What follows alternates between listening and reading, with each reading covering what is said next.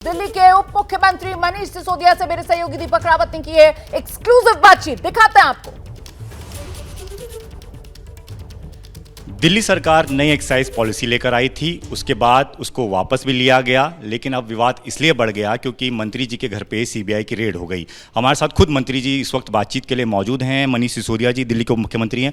मनीष जी, 14 घंटे की CBI red आपके घर पर होती है, क्या क्या लेके गए सीबीआई?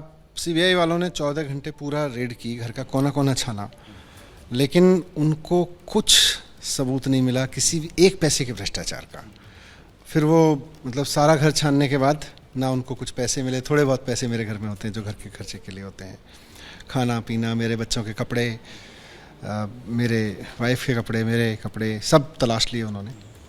फिर फाइनली मेरा कंप्यूटर, उसमें भी कुछ नहीं था, उसको सीज़ करके ले गए। मेरा फ़ोन सीज़ करके ले गए। मेरा व्हाट्सएप, मेरा पर्सनल नंबर उन्होंने सीज़ कर लिया है, उसको मैं यूज़ नहीं कर पा रहा।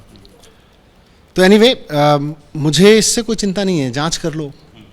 अब बात उठी है तो खूब जांच करो और मेरा पूरा सहयोग रहेगा। लेकिन आज देश देख रहा है कि ये जो जांच हो रही है, ये जो घोटाले की बात हो रही है, इनकी दिलचस्पी किसी घोटाले की जांच में है नहीं। घोटाले की जांच में दिलचस्पी होती तो आज गुजरात में जो एक्साइज की चोरी हो रही है 10,000 करोड़ की, उसकी जांच हो रही होती। अगर घोटालों की जांच में दिलचस्पी होती तो प्रधानमंत्री जी जिस सड़क का उद्घाटन करके आते हैं, हज़ारों करोड़ में सड़क बनती है वो, और 5 दिन के अंदर अंदर धंस जाती है बुरी तरह से, वो भ्रष्टाचार नहीं है इनकी नज़र में, क्योंकि वो भ्रष्टाचार में इंटरेस्टेड ही नहीं है। वो इंटरेस्टेड इस बात में है कि अरविंद केजरीवाल जी जो ये शिक्षा पे काम किए जा रहे हैं, स्वास्थ्य पे काम किए जा रहे हैं, इनके शिक्षा मंत्री को, स्वास्थ्य मंत्री को कैसे जेल में रखा जाए।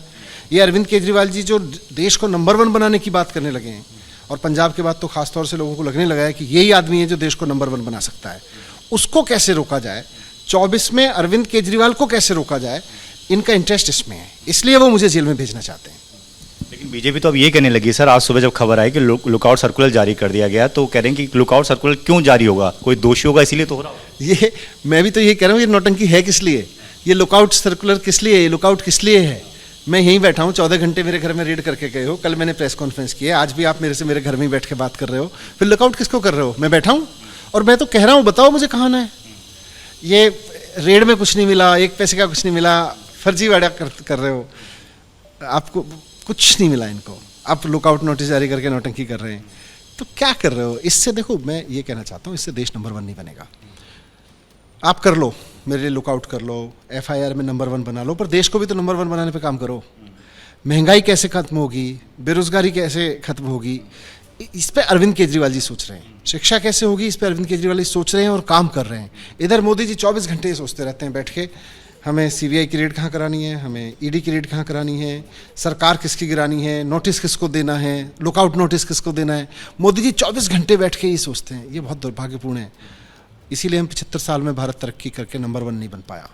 लेकिन मनीष जी, इस पूरे प्रकरण में लोग थोड़ा ये समझना चाहेंगे कि ये जो 144 करोड़ बीजेपी कह रही है कि ये 144 करोड़ आपने माफ़ कर दिए, 50% आपने विदेशी शराब में माफ़ कर दिया, ये सब क्यों किया गया। एक को 30 करोड़ रुपये आपने वापस लौटा दिए। ये 3 सवाल ऐसे हैं जो कि आपके जो रिपोर्ट बनाई गई थी सीएस की तरफ से, उसमें भी कहा गया था। ये क्या मामला था थोड़ा?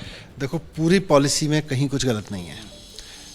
मुझे भी इधर उधर से काफ़ी सुनने को मिलता था कि 144 करोड़ का घोटाला है, 30 करोड़ का घोटाला है। बीजेपी का कोई नेता खड़े होकर बोलता था 1100 करोड़ का, 8,000 करोड़ का घोटाला है। जब एफआईआर देखी तो बोले कि जी वो 2 कंपनियों के बीच आपस में कुछ लेन देन है, और वो भी बैंक टू बैंक लेन देन है वाइट में, वो मनीष सिसोदिया का घोटाला है। कर लो जांच, 1 करोड़ की भी कर लो, 144 की भी कर लो, 30 की भी कर लो, 8,000 करोड़ की भी कर लो, 1100 करोड़ की भी कर लो, पर फिर अब बताओ कि आपके पास में महंगाई का क्या समाधान है। अब बताओ कि आपके पास बेरोजगारी का क्या समाधान है। मुझे जेल भेजना है, भेजो, मेरा एफआईआर में नंबर 1 नाम लिखा है। अब बताओ कि आपके पास देश को नंबर 1 बनाने का क्या समाधान है। आप एफआईआर में मुझको नंबर 1 बना चुके ना, अब तो बताओ कि देश को नंबर 1 कैसे बनाओगे। ये प्रधानमंत्री जी 24 घंटे बैठ के सीबीआई ईडी करते रहेंगे, छापे कहाँ डलवाएं, सरकारें किसकी गिरवाएं, इससे थोड़ी देश नंबर 1 बनेगा।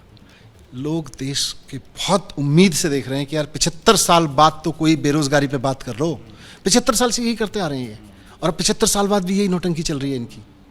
लेकिन मनीष जी, सवाल इसलिए भी तब ज़्यादा बढ़ गए जब आपने इस पॉलिसी को वापस ले लिया। तो अब बीजेपी का सवाल है, आपके विरोधियों का सवाल है कि यूटर्न लेने की जरूरत क्या पड़ी। जब इतनी अच्छी पॉलिसी सरकार लेकर आई थी तो यूटर्न क्यों ले लिया? यूटर्न हमने नहीं लिया, यूटर्न एलजी ने लिया। यूटर्न एलजी ने पॉलिसी के लागू होने से 2 दिन पहले ले लिया। इसीलिए ये बीजेपी वाले सब जानते हैं, इन्होंने ही करवाया होगा यू टर्न भी, तो ये बीजेपी वाले सब जानते हैं इनका कोई इंटरेस्ट नहीं है पॉलिसी में। इनका इंटरेस्ट केवल अरविंद केजरीवाल जी के टर्न को रोकना है। इनको केवल और केवल ये समझना है कि यार ये शिक्षा पे जो बात कर रहे हैं ये लोग, इन्होंने करके दिखा दिया। स्वास्थ्य पे जो बात कर रहे हैं करके दिखा दिया। एक्साइज तो बहाना है, शिक्षा और स्वास्थ्य काम का जो काम रोकना है वो निशाना है। आज स्वास्थ्य मंत्री को जेल में भेज दिया। सारा देश और दुनिया कह रही है स्वास्थ्य पे बहुत काम हुआ, उठा के स्वास्थ्य मंत्री को जेल में भेज दिया। अब दुनिया में इस बात पे बात हो रही है, देश में इस बात पे बात हो रही है जिस शिक्षा मंत्री अच्छा काम कर रहा है, उठा के शिक्षा मंत्री को जेल में भेज दो। इससे देश नंबर 1 बनेगा क्या?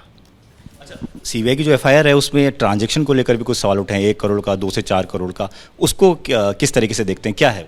वही तो मैंने कहा कि भाई अब पहले कभी कहते थे 1100 करोड़ है, फिर 8000 करोड़ है, फिर अचानक 140, 100 पता नहीं कितने कितने कहने लगे। फिर कहने लगे जी 1 करोड़ का कुछ 2 कंपनियों के बीच लेन देन हुआ था, बैंक से एक कंपनी ने दूसरे में ट्रांसफ़र किए थे, वो मनीष सिसोदिया का घोटाला है। कर लो जांच, मेरा क्या लिंक है वो भी तो जांच कर लो, करो जांच, मुझे तो कोई वो नहीं है।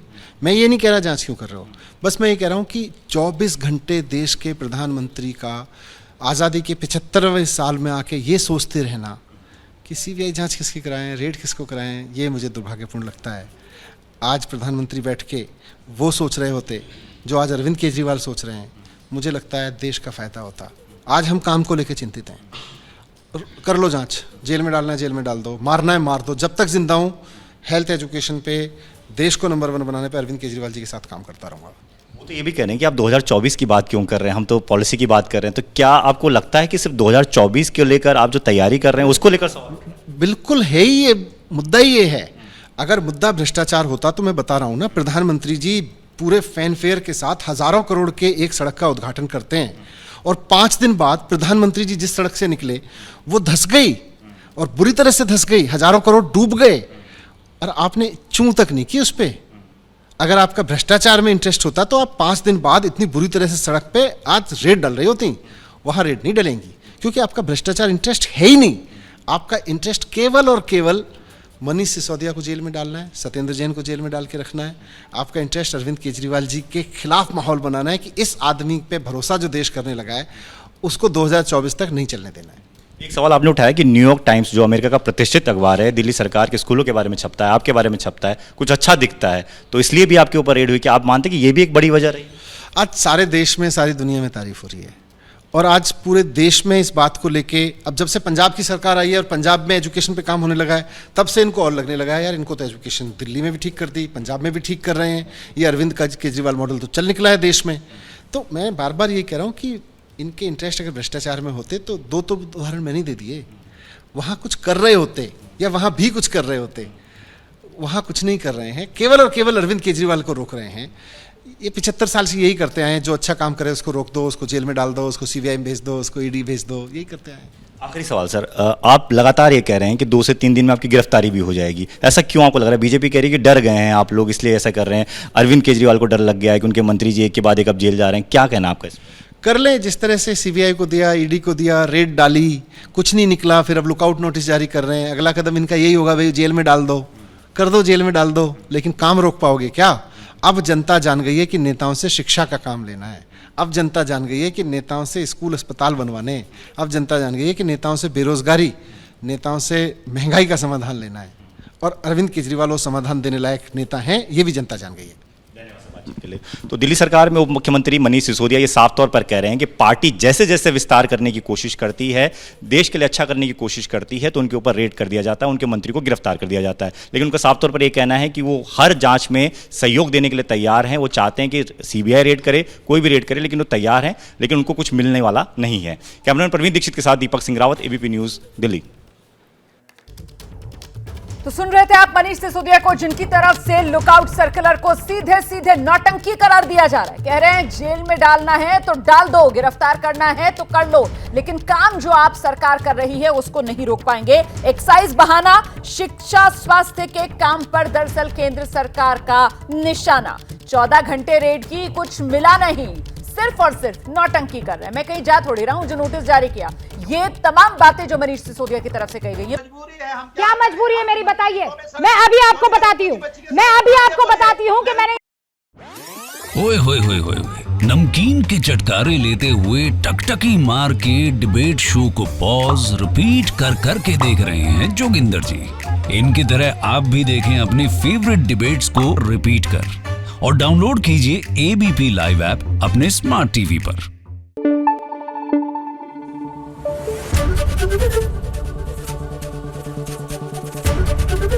एबीपी न्यूज आपको रखे आगे।